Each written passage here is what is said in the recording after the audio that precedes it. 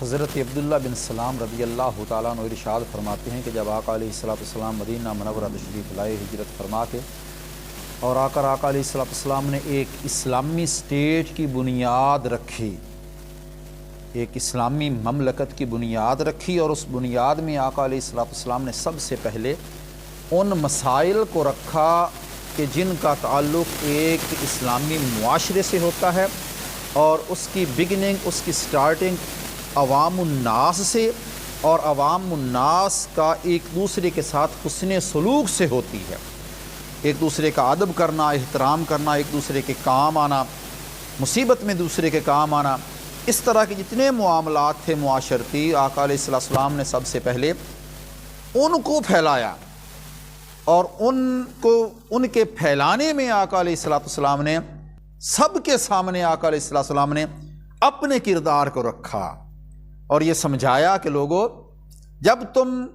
کوئی ایک سٹیٹ بنانا چاہتے ہو، ایک معاشرہ ڈیولپ کرنا چاہتے ہو، یا اپنے گاؤں میں یا اپنے علاقے میں کسی کی اصلاح کرنا چاہتے ہو، تو اس کے لیے ضروری ہے کہ پہلے تم اپنی اصلاح کرو، اپنے آپ کو اس قابل کرو کہ تم اپنے آپ کو کسی دوسرے کے سامنے بطور ماڈل نمونہ پیش کر سکو۔ مثال کے طور پر اگر آپ کسی کو روکتے ہیں کہ بھائی شراب نہ پیو، تو اگر آپ پیتے ہیں تو پھر تو کہنے والا کہے گا نا کہ بھائی خود تو پیتی ہو اور ہمیں منع کر رہے ہو۔ اگر آپ کسی کو برے کام سے روکنا چاہتے ہیں تو پہلے خود میں وہ برائی ختم کریں۔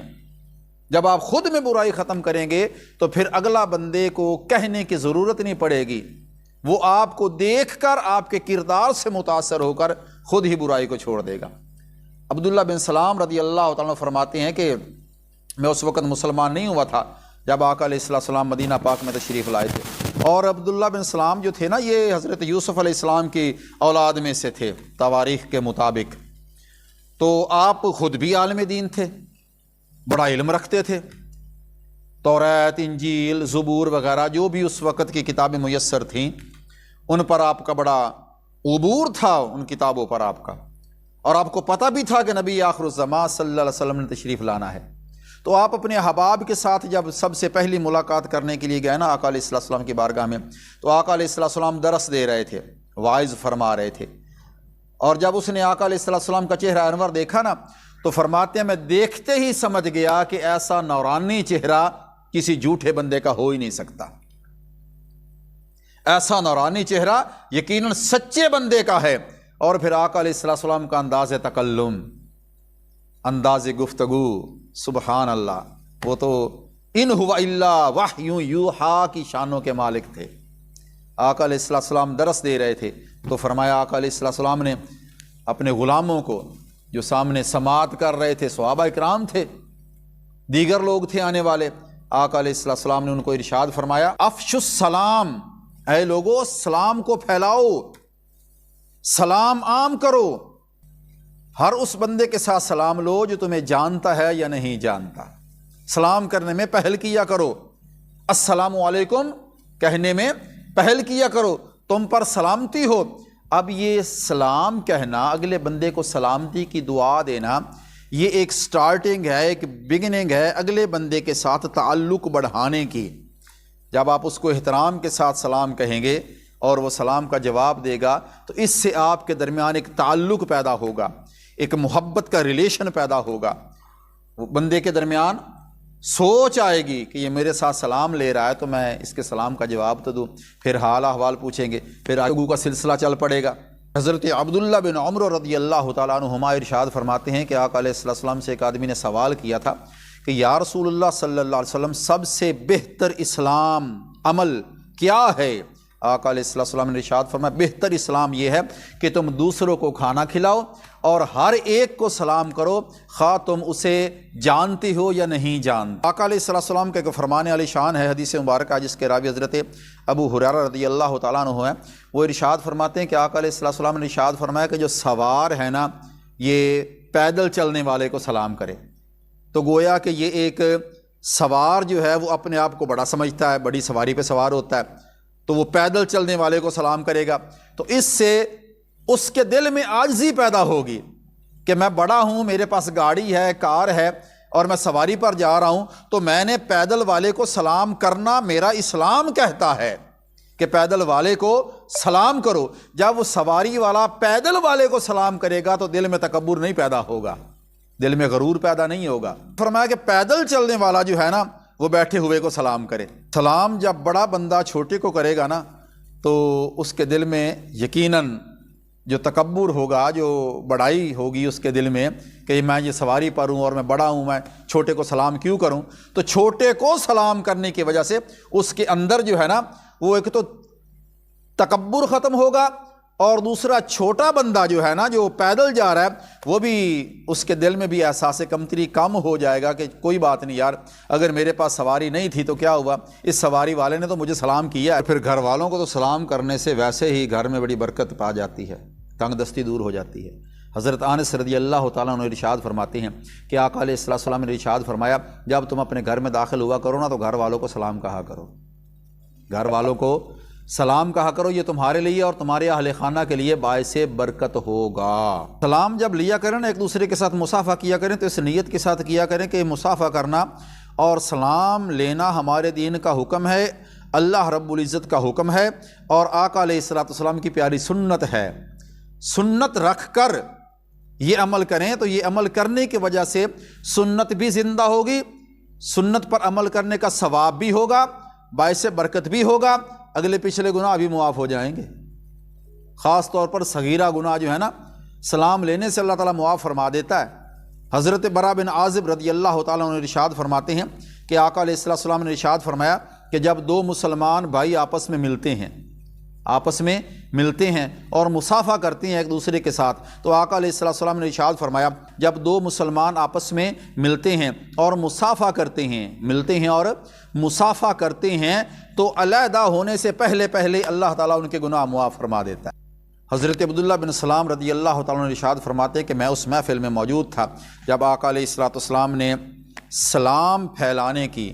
اور ایک دوسرے کو سلام کرنے کی ترغیب دی اور سلام کی فضیلت بیان فرمائی، تو فرماتے ہیں میں اس محفل میں موجود تھا اور اس کے ساتھ ہی آقا علیہ السلام نے ارشاد فرمایا اطعم الطعام، کھانا بھی کھلایا کرو۔ اگر اللہ تعالیٰ نے تجھے توفیق عطا فرمائی ہے اپنے دسترخوان کو وسیع کیا کرو،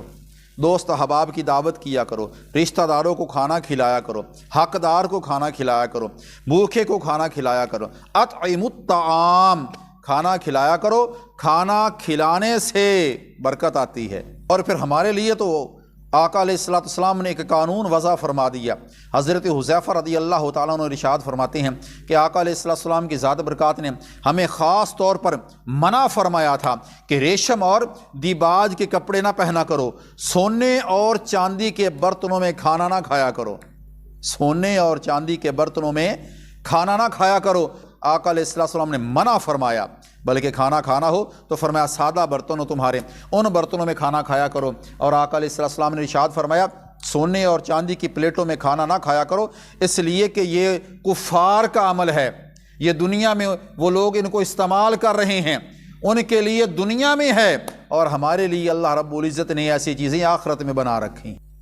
اور جب آپ کسی کی طرف کھانا کھانے کے لیے جائیں نا تو پھر کھانا کھانے کے بھی کچھ آداب ہوتے ہیں، ان آداب کو بھی ملحوظ خاطر رکھنا چاہیے۔ کھانا بندے کو اپنے حساب سے کھانا چاہیے۔ دعوت دینے والا تو آپ کی دعوت کر رہا ہے اور انواع و اقسام کے کھانے پکا کر بنا کر آپ کے سامنے رکھ رہا ہے، آپ ان میں سے تناول فرمایا کریں، ان میں سے کھایا کریں اور پیا کریں، مگر بقدر ضرورت۔ برتن میں اتنا نہ نکال لیا کریں کہ باقی بچا رہے، باقی جب بچا رہے گا تو پھر دیکھنے والے کو بھی دیکھ کر کراہت ہوگی، اس نے اتنا لے لیا اب کھا نہیں سکا۔ اس لیے بڑے برتن میں سے چھوٹے برتن میں کھانا بقدر ضرورت نکالا کریں، اور اتنا نکالا کریں جتنا آپ کھا سکتے ہوں، اتنا کھانا نکالا کریں۔ تو اب روٹین بنی ہوئی ہے نا، خاص طور پر شادی بیاہ اور دیگر ولیمہ اور دیگر تقریبات میں ہم جاتے ہیں، لوگ پلیٹیں بھر کے رکھ لیتے ہیں اور پلیٹیں بھر کر سامنے رکھ لیتے ہیں، پھر اتنا کھا نہیں سکتے، پھر وہ بچا رہتا ہے، پھر وہ اس کو ایکسپائر کر دیتے ہیں، ضائع کر دیتے ہیں۔ یہ اللہ تعالیٰ کی عطا کردہ نعمتوں کی ناشکری ہوتی ہے بھائی میرے۔ اس لیے کھانا حساب سے نکالا کریں اور اتنا نکالا کریں جتنا کھانا ہو۔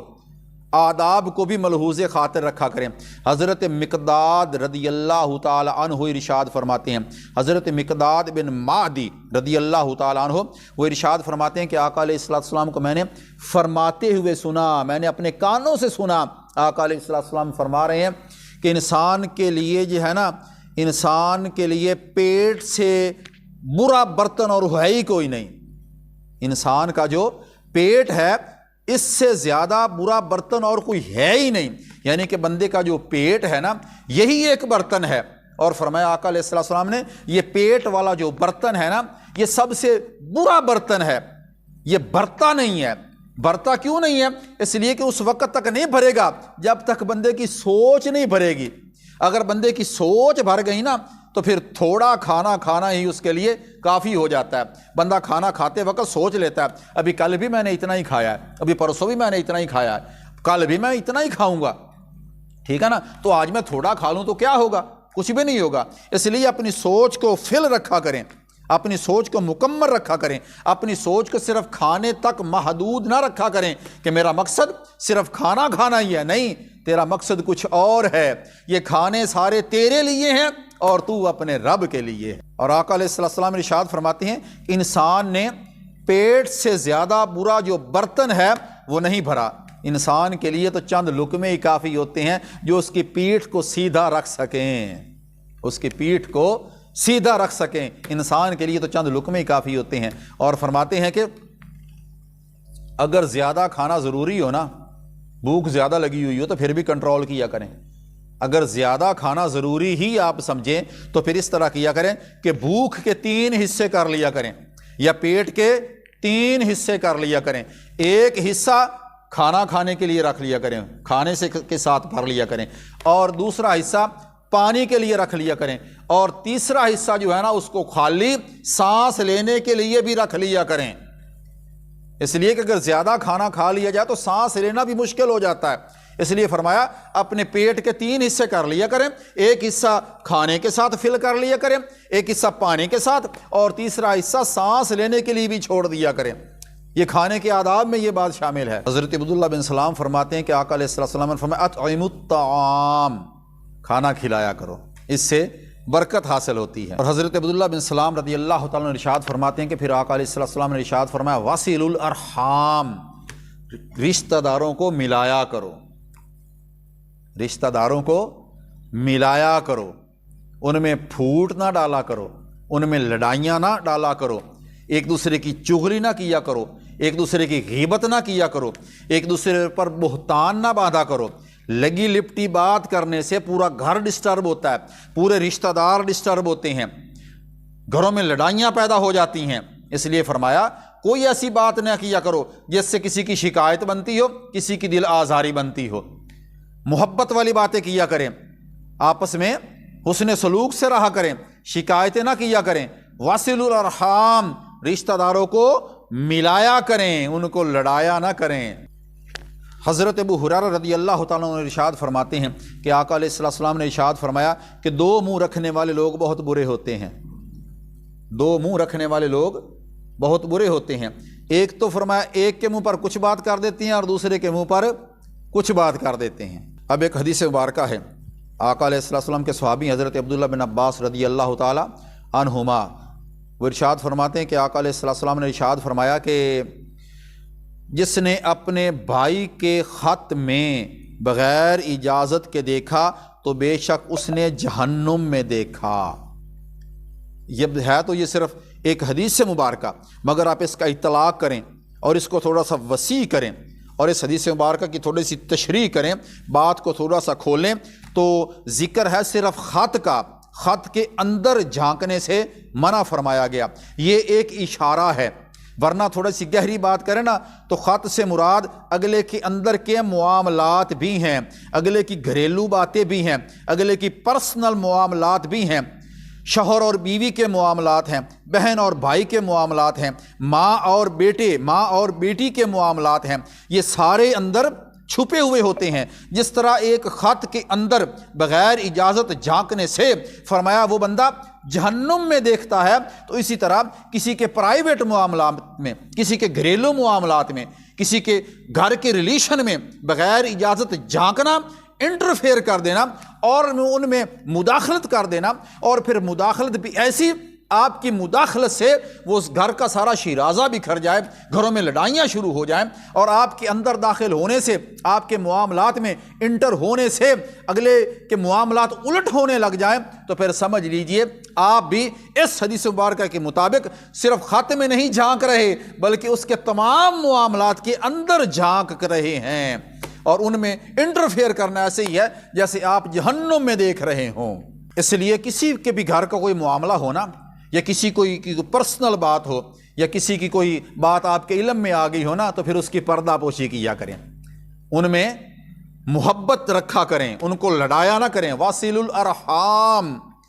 رشتہ داروں کو ملایا کرو، لڑایا نہ کرو۔ فرماتے ہیں وصلوا باللیل، عبداللہ بن سلام رضی اللہ تعالیٰ فرماتے ہیں کہ میں اس محفل میں موجود تھا جب آقا علیہ السلام نے فرمایا رات کو قیام کیا کرو،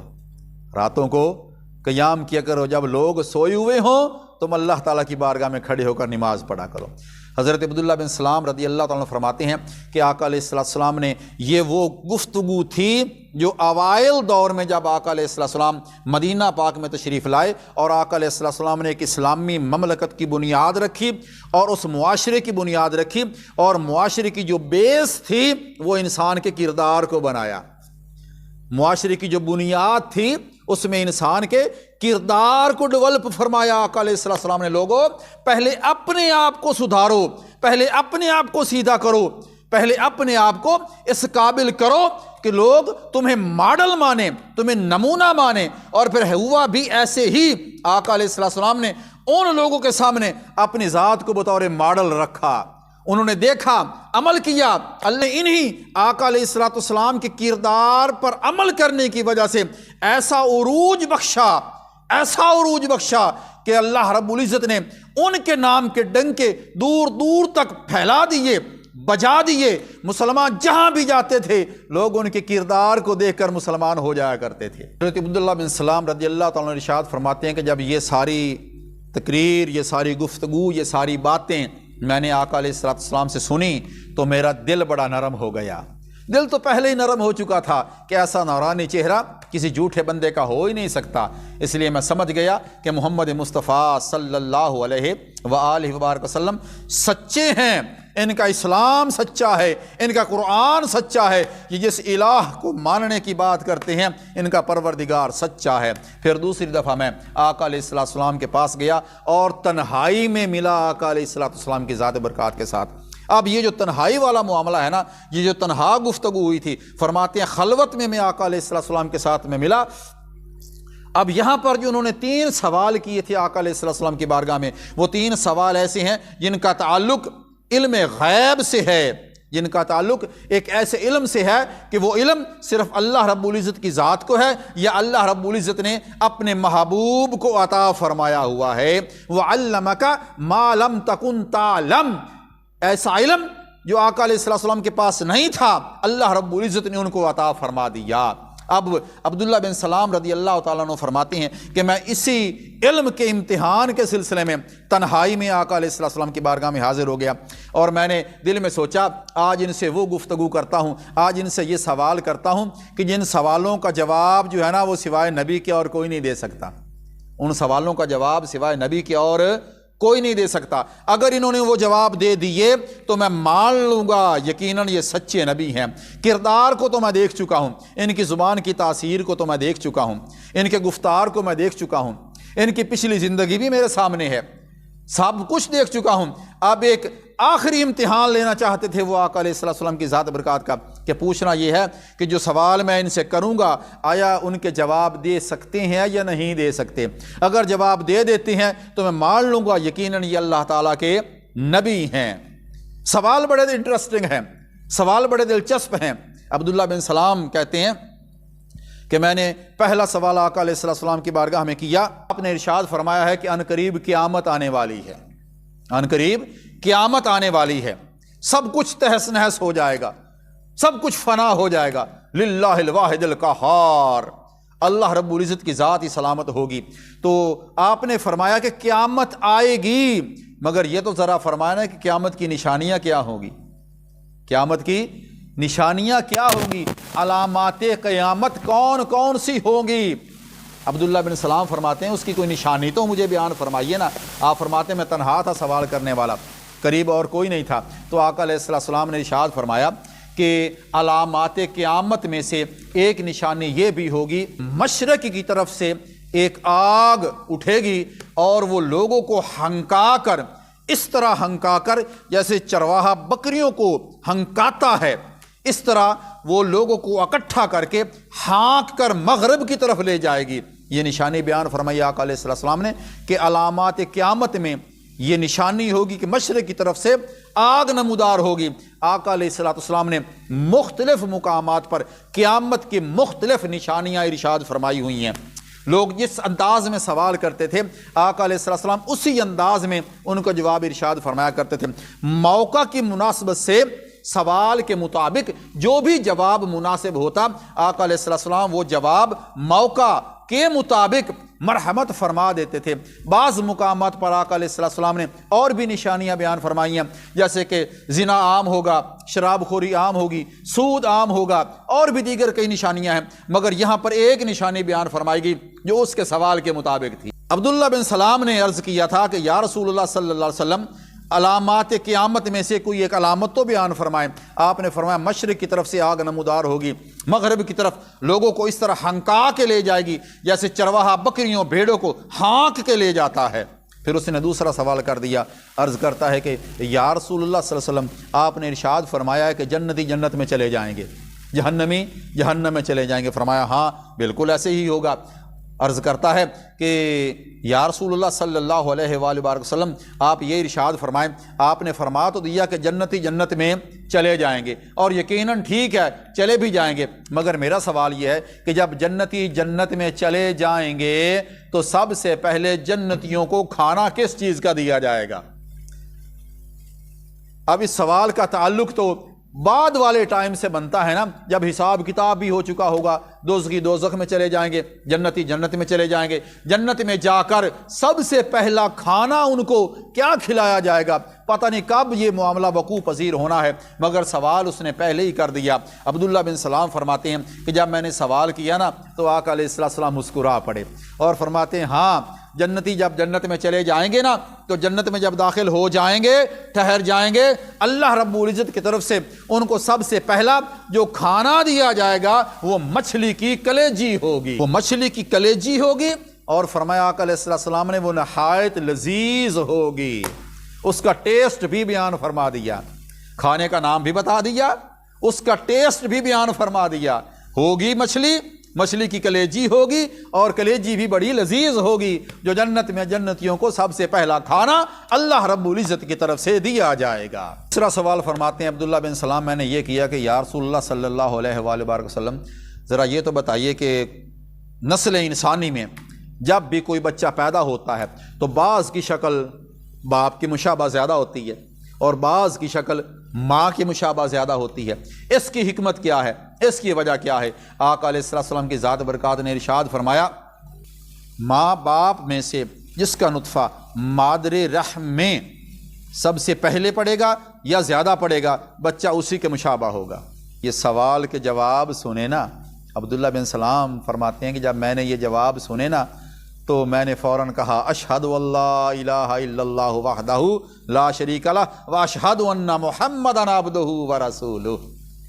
اللہ تعالیٰ کی الوہیت کا اقرار کر لیا، محمد مصطفیٰ صلی اللہ علیہ وسلم کی رسالت کا اقرار کر لیا، اور فرماتے ہیں کہ یا رسول اللہ میں آمنا وصدقنا آپ کی ذات پر ایمان لے آیا ہوں۔ اب عبداللہ بن سلام فرماتے ہیں کہ یا رسول اللہ صلی اللہ علیہ وسلم بات یہ ہے کہ یہ جو یہود و نصارہ ہیں نا، جو میرے قبیلے والے لوگ ہیں، یہ پہلے بھی کذب بیانی میں بہت آگے نکلے ہوئے ہیں، پہلے بھی یہ کسی دوسرے کی بات کو نہیں مانتے، اور آپ نے تو پھر الوہیت کا اعلان کر دیا اور آپ کی بات بھی یقیناً یہ نہیں مانیں گے۔ اب آپ اس طرح کریں یا رسول اللہ صلی اللہ علیہ وسلم مجھے چھپا کر بٹھا دیں، ان لوگوں کو طلب کر لیں اور ان سے میرے متعلق گفتگو کریں کہ میرے متعلق وہ کیا کہتے ہیں، اگر میرے متعلق وہ درست بات کریں اور مجھ پر وہ اپنا ایمان رکھیں اور مجھے دانا سمجھیں، مجھے سیانا سمجھیں، تو پھر ان کو ان کے سامنے مجھے پیش کر دینا، پھر ان کے سامنے میں آپ کی رسالت کا بھی اقرار کروں گا اور میں انہیں سمجھاؤں گا، اگر مجھے سچا مانتے ہو تو پھر میری بات مان لو، محمد مصطفیٰ بھی سچے ہیں۔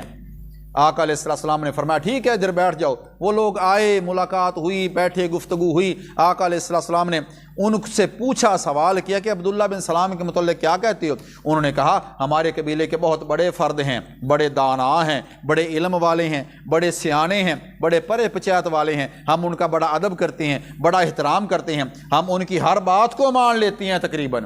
اس لیے وہ بہت اچھے بندے ہیں، وہ ہمیشہ سچی بات کرتے ہیں۔ آقا علیہ السلام نے فرمایا تو پھر لو ذرا عبداللہ بن سلام کی بھی گفتگو سن لو میرے متعلق، وہ کیا کہتے ہیں،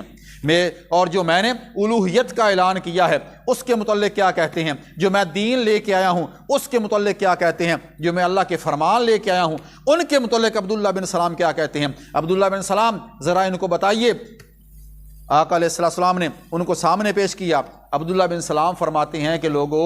اگر بچنا چاہتے ہو تو محمد مصطفیٰ کے دین میں آ جاؤ، اس لیے کہ میں نے ان کو آزما لیا ہے، میں نے ان کو پرکھ لیا ہے، میں نے ان سے سوال جواب کیے ہیں، میں نے ان سے گفتگو کی ہے، میں نے سارے معاملات ان سے پوچھے ہیں، جو میرے ذہن میں ڈاؤٹ تھے وہ بھی محمد مصطفیٰ نے آج دور فرما دیے ہیں۔ اس لیے اگر کامیابی چاہتے ہو انہی کے قدموں میں آ جاؤ، انہی کے لڑ لگ جاؤ، تم دنیا اور آخرت میں کامیاب ہو جاؤ گے۔ مگر افسوس کہ انہوں نے، یہود و نصارہ نے عبداللہ بن سلام کو بھی رد کر دیا، محمد مصطفیٰ صلی اللہ علیہ وسلم کا پیغام ماننے سے بھی انکار کر دیا اور اپنی ہٹ دھرمی پر لگے رہے، ڈٹے رہے۔ یہود اور نصارہ جو تھے اس وقت بھی اسلام کے خلاف تھے، جو ماننے والے تھے وہ تو مان گئے نا، جو نہ مانے انہوں نے اس دور میں بھی اسلام دشمنی کی حد کر دی، اور آج کے دور میں بھی یہود و نصارہ اسلام دشمنی کی حد کر رہے ہیں۔